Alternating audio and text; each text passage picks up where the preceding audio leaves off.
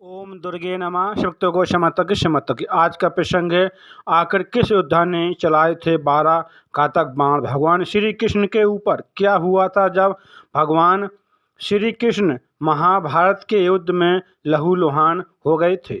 बहुत ही सुंदर अद्भुत प्रसंग है, कथा को सुनते रहें। कथा महाभारत से है। महाभारत के युद्ध में भगवान श्री कृष्ण ने अर्जुन और दुर्योधन को दो विकल्प दिए थे। एक, या तो वो भगवान श्री कृष्ण को चुने जो कि भगवान श्री कृष्ण निहत्थे थे, या फिर भगवान श्री कृष्ण की नारायणी सेना को चुने जो कभी नहीं परास्त होती है। तब दुर्योधन ने भगवान श्री कृष्ण की नारायणी सेना को चुना था और अर्जुन ने भगवान श्री कृष्ण को चुना था। ऐसे में सवाल उठता है कि भगवान श्री कृष्ण तो निहत्थे लड़ने वाले थे, फिर आखिर कौन योद्धा था जिसने स्वयं भगवान श्री कृष्ण के ऊपर 12 बाण चलाए थे, यानी 12 घातक बाण छोड़े थे। तो आपको बता दें कि वो और कोई नहीं बल्कि स्वयं सूतपुत्र कर्ण थे।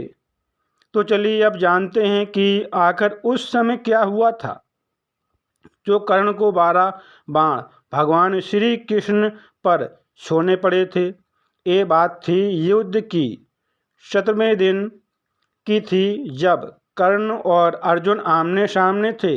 दोनों के बीच भयंकर युद्ध हो रहा था। दोनों योद्धा एक दूसरे पर कई असीम शक्तियों का प्रयोग कर रहे थे। कई सारे घातक बाण चला रहे थे। कर्ण की राजनीति यही थी कि वो अर्जुन को खत्म करना चाहते थे और अर्जुन ये चाहते थे कि वो कर्ण को खत्म कर दें, क्योंकि दोनों में बचपन से ही प्रतिस्पर्धा थी। दोनों ही एक दूसरे को सर्वश्रेष्ठ धनुर्धर मानते थे। फिर वो समय भी नज़दीक आ गया था जब कर्ण ने अर्जुन को हराने के लिए सर्प बाण चलाने का निर्णय लिया था। इस बाण को कर्ण ने कई वर्षों से अर्जुन पर प्रहार करने के लिए रखा था। वास्तव में ये बाण पाताल लोक में अश्विन नाम का एक नाग था जो अर्जुन का परम शत्रु था, और उसकी शत्रुता का मुख्य कारण था खांडव वन में अर्जुन ने अश्विन के परिवार को मार दिया था और जो सर्प खांडव वन में रह रहे थे उनको सबको वहाँ से हटा दिया था।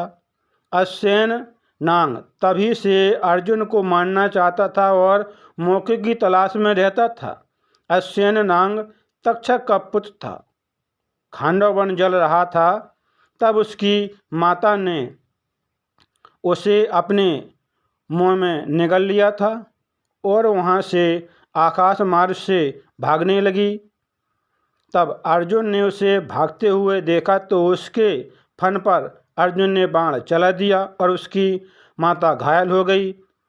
तभी अश्विन नाग ने प्रतिज्ञा की थी कि मैं इसका बदला अर्जुन से लूँगा, और अश्विन नाग ने कर्ण के बाण को चुन लिया था। अश्विन नाग जानता था कि सिर्फ और सिर्फ कर्ण ही अर्जुन को मार सकते हैं। वो मौके की तलाश में थे। कर्ण को सर्प बाण चलाते देख अश्विन नाग खुद कर्ण के बाण पर पराजित हो गया था। कर्ण ने अर्जुन पर तीर का निशाना चलाया। अर्जुन बाण का रूप धारण कर नाग को पहचान नहीं पाया था, जबकि अर्जुन का रथ चलाते हुए भगवान श्री कृष्ण तत्काल ही पहचान गए अश्विन नाग को, और अर्जुन के प्राणों की रक्षा के लिए भगवान श्री कृष्ण ने रथ को अपने पैरों से दबा दिया था और पहिया रथ का जमीन में धंस गया था और घोड़े बैठ गए थे, और तीर अर्जुन के गले की वजह अर्जुन के मस्तक के मुकुट में लगा और मुकुट अर्जुन का जमीन पर गिर गया था। इस तरह से भगवान श्री कृष्ण ने अर्जुन के प्राण बचा लिए थे। अर्जुन और भगवान श्री कृष्ण रथ का धंसा हुआ पहिया निकालने के लिए रथ से नीचे उतरे। तभी मौका देखकर कर्ण ने अर्जुन पर वार प्रारंभ कर दिया। कर्ण ने अर्जुन पर बाणों का प्रारंभ कर दिया। प्रहार करने लगा कर्ण बाणों से अर्जुन पर। तभी अर्जुन की ढाल कोई और नहीं बल्कि स्वयं भगवान श्री कृष्ण बने। उसी समय मौके पर 12 तीर 12 घातक बाण जाकर भगवान श्री कृष्ण के शरीर में धंस गए। पूरी सृष्टि के रचयिता भगवान विष्णु के अवतार श्री कृष्ण ने उन बाणों के घाव को सहन कर लिया था। तब भगवान श्री कृष्ण ने अश्विन नाग के बारे में अर्जुन को बताया। तब अर्जुन ने अपने 6 बाणों की सहायता से अश्विन के टुकड़े टुकड़े कर दिए और इस तरह से भगवान श्री कृष्ण ने स्वयं पीड़ा सहते हुए परम प्रिय अर्जुन को बचा लिया था। सिर्फ इसी वजह से कर्ण के 12 बाण स्वयं भगवान श्री कृष्ण ने खाए थे।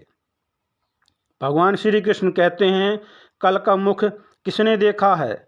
जो करना है आज ही करो। हम सब वर्तमान में ही जीते हैं। कल तो मृत तृष्णा के समान होता है, दूर से जल दिखाई देता है, किंतु पास जब जाते हैं तो पता चलता है कि वो तो केवल रेत थी। कथा महाभारत सी थी, बहुत ही सुंदर अद्भुत प्रसंग था। कथा को सुनते रहें, काम करते रहें, मैया का नाम जपते रहें। सबको क्षमा तक।